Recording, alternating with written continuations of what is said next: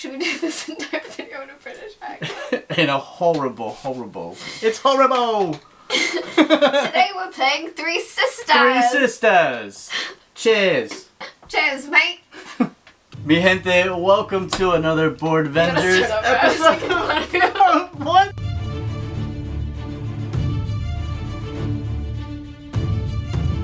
Mi gente, welcome to another Board Vendors episode. I'm here with Professor Meg.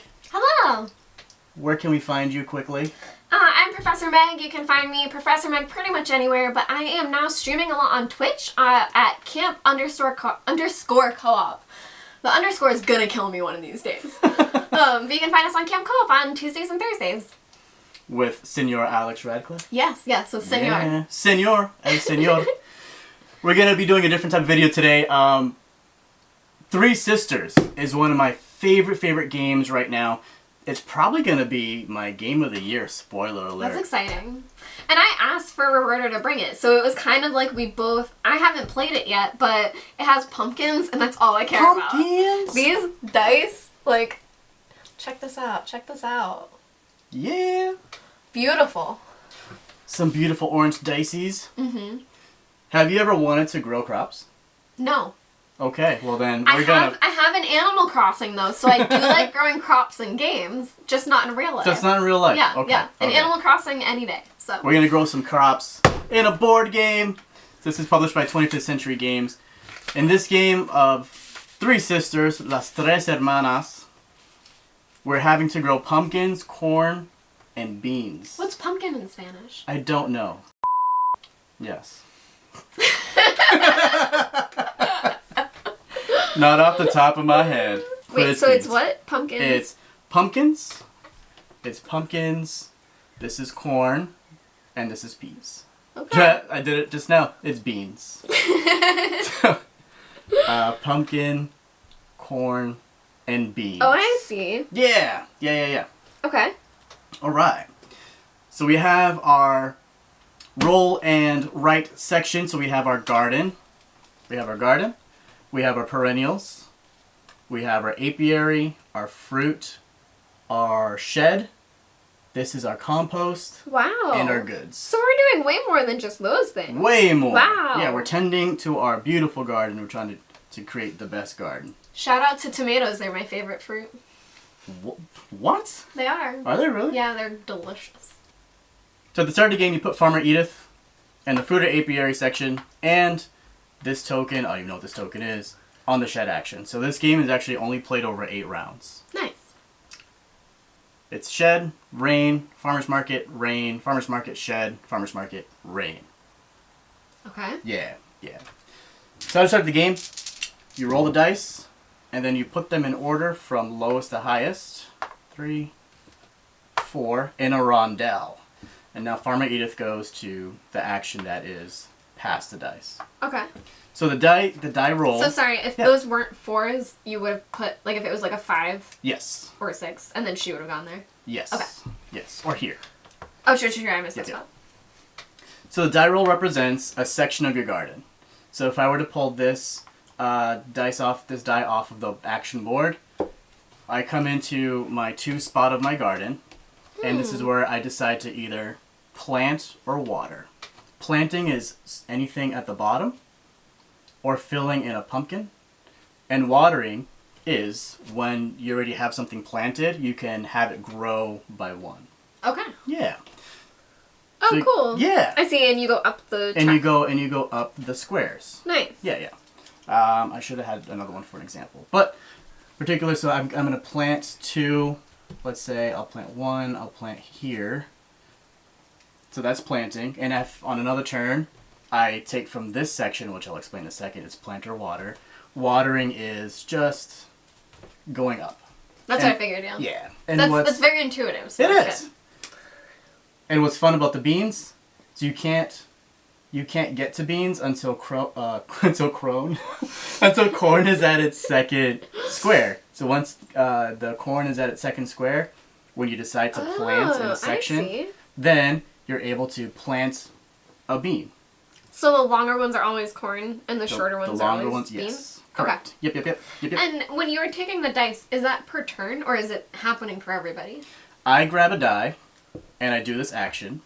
You grab a die. Let's say you take this 4. Oh, so it's like drafting those. We're drafting a die. Cool. You do the action, and then at the end of the draft, and once we're done with our actions, the last die that's on the board, we both get this plant or water, and then the action that it's under. But there's only 4 dice. Yeah, it's 4 dice for a 2-player game. So I take one, you take one. Yeah, and 2 are left over. There is a variant. The expansion plays with the highest die, but this is just so we get game. both of those? We only get the lowest one. Oh, yeah, okay. Yeah. I missed that If part. we're That's playing with it's like a weather expansion, super cool. Whatever this is, whatever the highest die is that's left, affects the weather for the next round. Oh, that's fun. Yeah, it hinders or helps. Who knows? All right, so let me put these back in. On the rondelle, you have your apiary or fruit. So we just come to our apiary or fruit, and we decide which part you want to fill in. Apples, you have to cross out something, and then the ribbon is 3 victory points. For peaches, you cross out 1, and then the circle is to water any one section of your garden. And watering, when you go to water, everything in the garden, in that section of the garden, can be grown, can be watered. Okay. Blackberries is just strictly victory points. And then raspberries is super fun, because once you get a raspberry, you come into the good section. Oh, I like goods. Yeah, you fill in a raspberry. Goods are good. Fill in the raspberry, you cross out 3 goods per raspberry. And once you get to your 5th, every 5th is a star. Whenever you fill in a star, you get a free action for the game. Something tells me stars are good. Stars are freaking phenomenal. Phenomenal. And they're wicked good. Wicked good, kid. The goods, the wicked goods. We should actually rebrand this as Wicked Goods. Wicked goods. Wicked. Okay. Once we get to that star, once we get to the star, you can do any free action or any action on your board except the garden. So you can fill in a perennial, you can fill in a shed, you can fill in an apiary, you can fill in a fruit. So that's apiary or fruit and the goods. Apiary, like, are you going up the track that you have to do those and then you can branch? And then you can branch out. Okay. Cool. Yeah. And then after the fruit and apiary action, you have your plant and water. water. Can I ask another question? Yeah. Is that another type of star that when you fill that in, you oh my gosh, yes! Anytime you fill in a star, and you'll see it on the fruit and the perennials. Okay, cool. You get to do that action. Awesome. Yeah. Awesome. Yeah.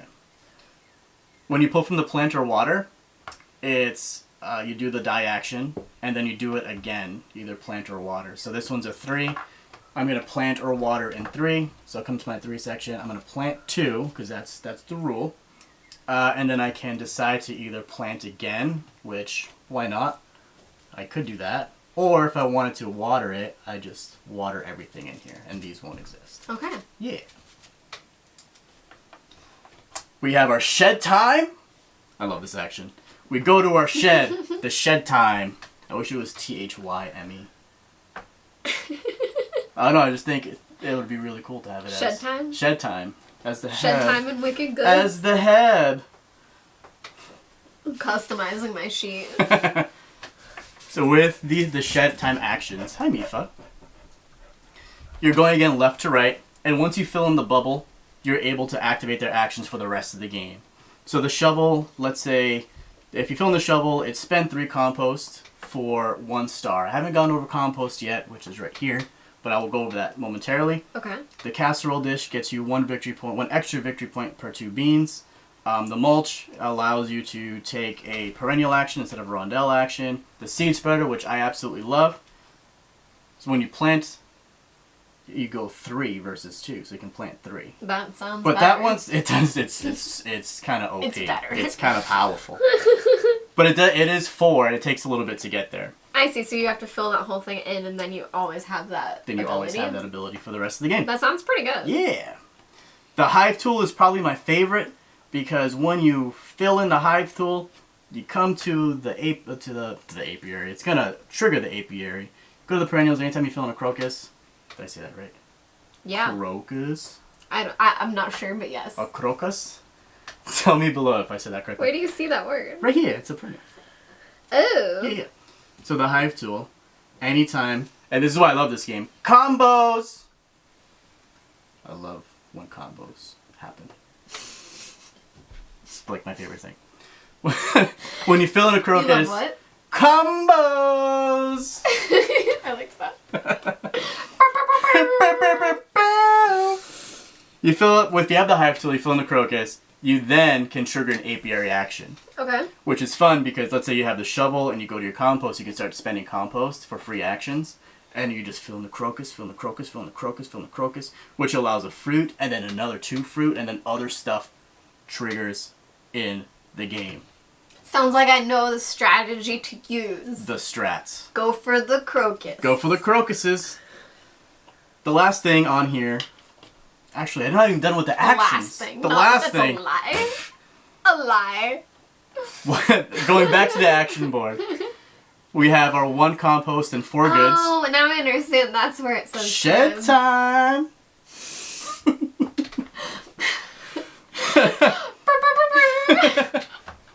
Okay, keep going. With that one, with 1 compost and 4 goods, you just fill in a little bubble here, a little circle right there, a little circle, and then you give yourself 4 goods, and that's your action. The other action that is here is the farmer's market. Farmer's market, for me, is a crucial situation. When you go to the farmer's market, because we all love a good Sunday stroll through the farmer's market. Not you? I don't leave my house. That's fair. I don't really leave my house either. You come to this section of the board. So on the left side of the section, you see how many goods you have. Wow. And however many goods are in between allows you the action on 70 the other plus side. Yeah, it's a lot. goods? Do you it's get that lot. high? I've gotten to about 60 or so. Whoa. Yeah. Okay. So on the other side of this, you can fill in any perennial you want, and then you do the action. So this is a compost, a fruit, 2 perennials and a compost, so on and so forth. Again, for them, Compost. the combos. Should I not have yelled it? Compost, combo.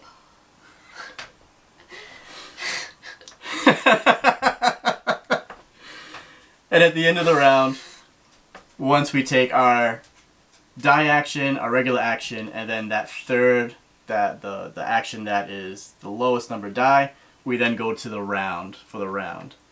And you do whatever the round at the end of the round does. So you get another shed action once this moves. At the end of rain, rain is like a water action, except it waters everything in your garden, every section of your garden. That sounds like something Rain would do. Right? That makes We need sense. some rain barrels. Oh my god, we just got some rain barrels here. This does check out. Yes, thematically. Perfect. Oh wow, so after rain you can water an additional zone? Yeah. So you water everything and then... Now is it only your garden that waters? Only your garden Okay. that waters. Okay. Yep. That doesn't make sense, but... I knew what you were... I knew it. I knew what you were talking about. No, I mean like it should rain on the fruit. On the fruit and Why the wouldn't blackberries. it? But, hey, I didn't Good understand. irrigation. They didn't We have consult some me. phenomenal irrigation. Okay. So did that? Is that Three Did that? Sisters? No, not yet. Because I have yet to explain what compost does. And where's the third sister? The third sister is the pumpkins. Oh. Yeah. What? Corn, beans, pumpkins is the third sister. I thought this was the... What's her name? She's Edith? the fourth sister. Oh, She's the one making sure the irrigation systems aren't clogged. she's the good sister. She's then. that good, sister. Compost allows you to spin up or spin down your die. Yeah. So the more compost you have, you can X out a compost on your turn. So if this going back to this board here, if you wanted this action of apiary or fruit, but you wanted to have this be 3 or 4 or 5, you can spend compost to make it that section of your garden, and while still being able to use that particular action. 1s go to 6s and 6s go to 1s. Okay. Yeah. Show me... So you do like a circle when you get it, and then you cross it out when you use So it? it's a little dot, and then if you use it, you just X it out. Okay, cool. Yep. Nice. Which is why the shovel is fun, because if you get compost, you just X out 3 compost for 1 free action. It's not bad. Yeah. Not bad at all. And you'll find in this game, your turns kind of get really long because once you fill in the pumpkins around, those pumpkins are going to give you goods. And for me, when I play this game in particular, I wait for the last rain for everything to trigger because it rains 3 times. So everything, the first things that you plant, they're going to give you victory points no matter what. Mm-hmm. For when I finish this game, or at the end of my game, I trigger all of my garden, all of my goods that my pumpkins produce, which in turn give me a ton of free actions, and then those free actions will give me more free actions as I continue playing the game. So what's like a typical score for you in this game? My first score was super low. Okay. Yeah. Well, that's fine. I think it was probably in the 40s or 50s. Okay. And now I score about 110. Wow. Yeah. But wow. I've said this before. Tyler from Foundry, go check them out. They're awesome. He scored 150 the last time he played this. I have no idea how he did it, but I'm coming after his score. What? I'm coming after his score. That is a high bar to set. It is super high bar to set. It's his game. This is his game. That is crazy. Yeah. I'm excited to check it out. We will check back in with you guys once we've played. We'll see who won and if I get close to 40 or 150. Somewhere in between. Yes, yes. Not less. Cool. I got hit. I took damage. We just finished playing Three Sisters. We did. We did. Dan joined us. A 3-player version. 3-player. Although I had it set up for 2-player. We added that extra die. Super easy to set up for 3-player. What'd you think? I enjoyed it. One thing that I think is that there is a lot going on. So I think that there may have been times where I lost free actions. I mean, I don't want to say that because I scored pretty low anyway. I don't want to make excuses. I think I would have scored the way I did anyway. But it is a lot to keep track of. That there's this little journal section on the sheet. I highly recommend using it to keep track of things because when it rains, especially, when it's later rounds and you've planted a lot of seeds, it's kind of tricky to keep track of all the things you triggered. But other than that, I really enjoyed it. I have a hard time listening to people, especially when I'm teaching this game, because with all these free actions, I think at the end of the game I had three free actions. I've had 5 or 6 free actions in other games that I've played, and they go to ask me a question like, "Don't talk to me right now. I'm in the middle of my game. Yeah. Let me finish this." Because there's so much going on. Yeah, I was asking him. I was like, "Can you help me add up these points? Because I'm not sure how that scored exactly." Can't talk to you right now. Hold on. It is a lot. It's a little deceptive where it is a simple game. There's only so many actions. You're just rolling dice and writing it down. But by the time you get to the end, you're really building a lot. Making some crucial decisions. Because these free actions, do you want to get the victory points? Do you want to try and trigger one more thing? Potentially, so on and so forth. And if you guys are curious for how we scored, I did come in last place. I scored 80 for my first game. And you got what? I got 93 points. Yeah. So, yeah. Not too low, not too bad, so it's definitely accessible and easy to learn. More than 40 that what you said you were going to have. Yeah, that's true. Yeah. That's true. Not less. I'm proud. Not less than. Excellent. That's a good score. I did enjoy it a lot. I think this is one of those games that really benefits from a first playthrough, where you have like the learning playthrough, and then after that you're actually playing the game. Yeah, trying to figure out how to optimize this game.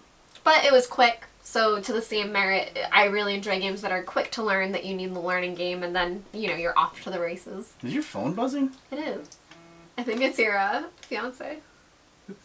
It's not. It's a group text. It's a group text about donuts. All right. And do you like donuts? It's with Devin and Alex. Oh. Tell them I love Boston creams, obviously. I will. Cool. And that was our small recap of Three Sisters. We hope you enjoyed the teach at the beginning and our final thoughts here.